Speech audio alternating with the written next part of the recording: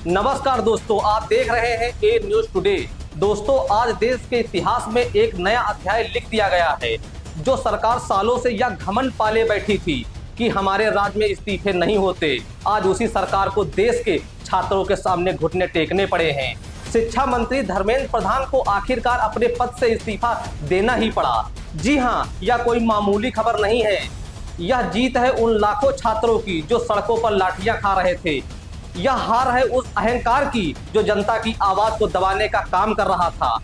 महज 36 से 37 दिनों के भीतर देश के छात्रों ने वो कर दिखाया जो बड़ी बड़ी राजनीतिक पार्टियां और विपक्ष के दिग्गज नेता सालों में नहीं कर पाए। खबरें चलाई जा रही हैं कि धर्मेंद्र प्रधान ने स्वेच्छा से इस्तीफा दिया है। उन पर सरकार का कोई दबाव नहीं था, लेकिन सच किसे नहीं पता। अगर उन्हें सच में छात्रों का दर्द महसूस हो रहा होता तो वे हफ्तों पहले ही पद छोड़ चुके होते। सच तो यह है कि सरकार को अपनी गिरती साख और खराब होती इमेज को बचाने के लिए बलि का बकरा बनाना पड़ा। अरविंद केजरीवाल ने भी साफ साफ कह दिया है कि यह पूरे जनतंत्र की जीत है। लोगों का लोकतंत्र से भरोसा उठ रहा था, लेकिन छात्रों के संघर्ष ने सरकार के अहंकार को झुकने पर मजबूर कर दिया। हेलो एवरीवन, आप सबको बहुत बहुत बहुत बधाई। हमारे देश के युवाओं को, जेनजी को बहुत बधाई। बहुत खुशी की बात है, आप लोगों का संघर्ष रंग लाया। धर्मेंद्र प्रधान को अल्टीमेटली इस्तीफा देना पड़ा। ये पूरी डेमोक्रेसी की बहुत बड़ी जीत है। हमारे देश में लोगों का जनतंत्र से भरोसा ही उठ गया था। लोगों को लगने लगा था कि सरकारें सुनती नहीं है। जनता सरकारों के सामने चिल्लाती रहती थी, गिड़गिड़ाती रहती थी। हर चीज के लिए हम सरकार को हाथ जोड़ते रहते थे, पैर पकड़ते। सरकारें कभी सुनती नहीं थी। इतना बड़ा संघर्ष हुआ और अल्टीमेटली सरकार के अहंकार को झुकना पड़ा, जनता के सामने झुकना पड़ा।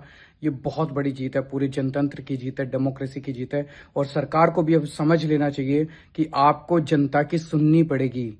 ये डेमोक्रेसी है। Democracy is by the people, of the people, for the people.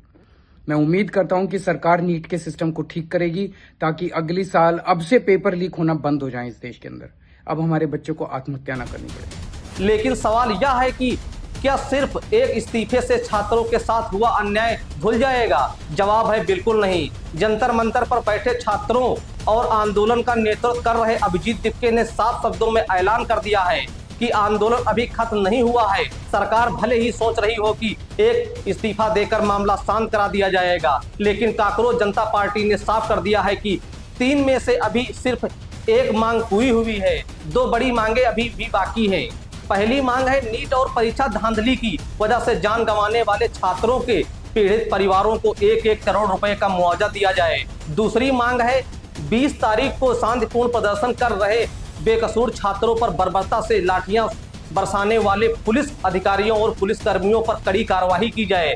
जब तक ये दोनों मांगे पूरी नहीं होती, छात्र जंतर मंतर से 1 इंच भी पीछे नहीं हटने वाले। कहावत है ना, झुकती है दुनिया झुकाने वाला चाहिए। छात्रों ने आज साबित कर दिया कि जब देश का युवा जागता है तो बड़े से बड़े सिंहासन डोल जाते हैं।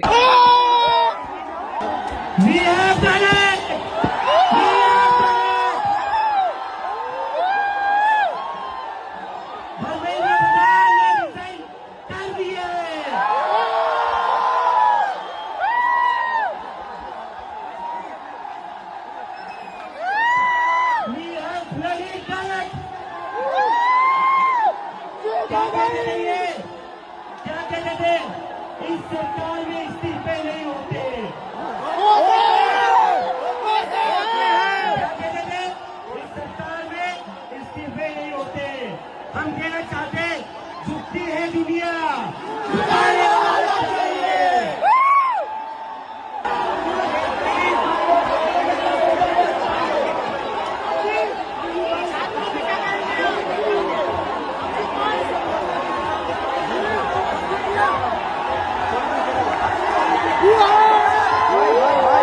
तीन दौर की वार्ता होनी थी, लेकिन तीसरे दौर की बातचीत से पहले ही सरकार को अपनी हार स्वीकार करनी पड़ी। अब देखना यह होगा कि क्या सरकार बची हुई 2 मांगों को मानकर इंसाफ करती है या फिर छात्रों का यह आक्रोश और विकराल रूप लेगा। दोस्तों, क्या आपको लगता है कि सिर्फ धर्मेंद्र प्रधान का इस्तीफा काफी है या पुलिस अधिकारियों पर भी कार्रवाई होनी चाहिए? अपनी राय कमेंट बॉक्स में जरूर बताएं और चैनल को सब्सक्राइब करना ना भूलें। जय हिंद।